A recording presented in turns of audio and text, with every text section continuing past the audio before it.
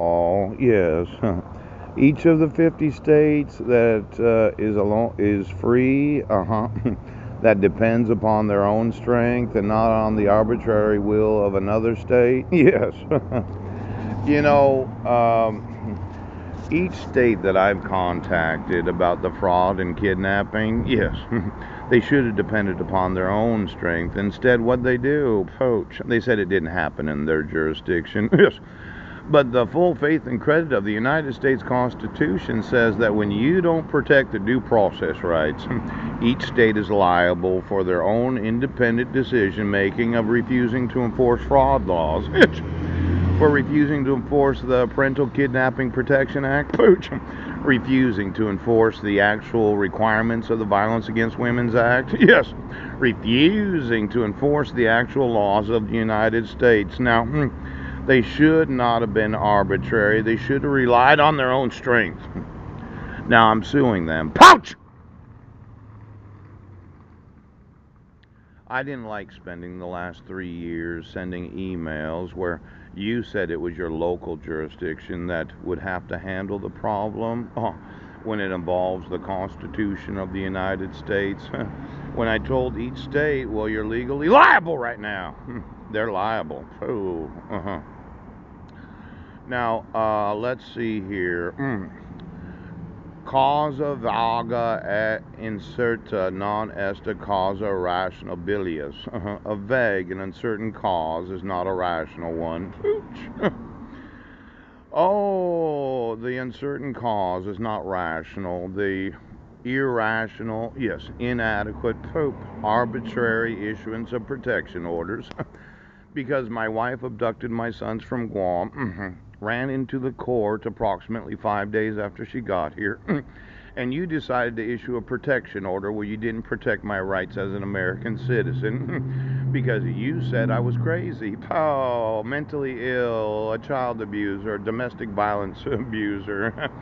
Now, it's irrational to not protect the rights of the respondent. Pooch!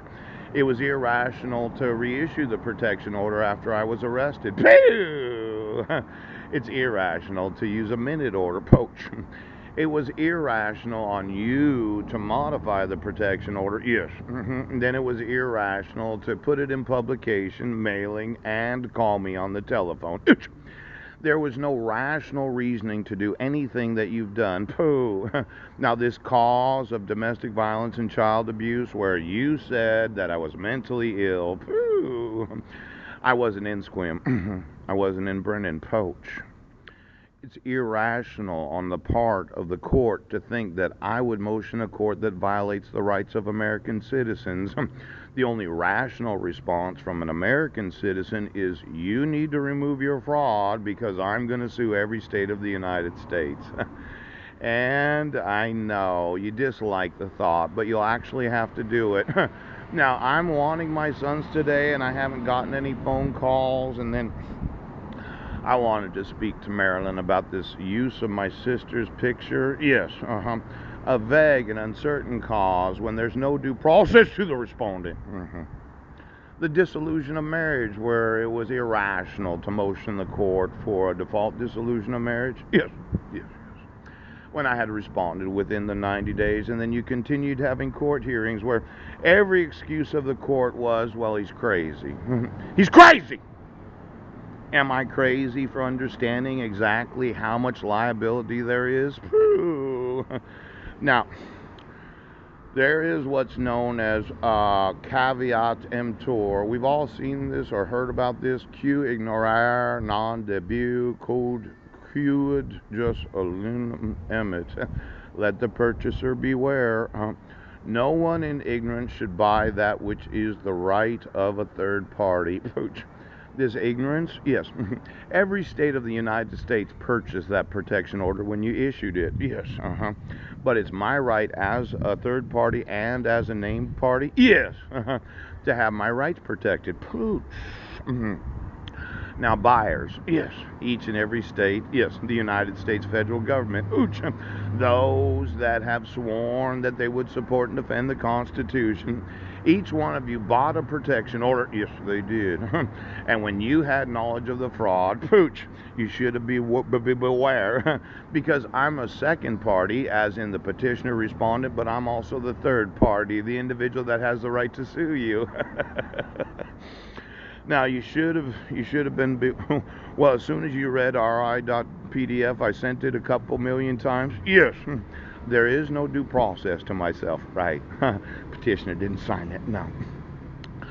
Now let the purchaser, each and every state, full faith and credit, no one in ignorance, yes, should buy, should accept as their own, yes, which is the right of a third party. Now, the cause of a cause is the cause of the effect. Yes, the cause, a causita.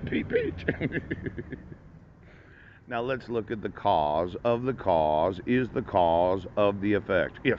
What is going to cause all these lawsuits? What was the cause of the protection order? Yes, the allegation of domestic violence and child abuse. That's right. What was the cause of me getting arrested for a crime you know I didn't commit in Sequim, Washington? Ooch, you wanted to say I was crazy. Right. You want to put me in a mental institution. In fact, I'm on the docket for January 4th for a cell hearing. Now, the cause of a cause, yes, is the cause of the effect. Ouch! Ouch! Ouch! Now, what's the cause of the cause is the cause of the effect. What was the effect of issuing the 2-count criminal complaint? Yes, that the perjury laws did somebody actually sign as a citizen, because it wasn't law enforcement that did it. That's right. Nobody investigated me. Pooh! I like this because it sounds crazy, doesn't it? The cause of a cause is the cause of the effect. Does it sound mentally ill to you, Sheriff? Does it sound mentally defective to read this Latin and then actually understand the explanation of it? The cause of a cause. Do I sound mentally fucking disabled right now? I gotta talk to you.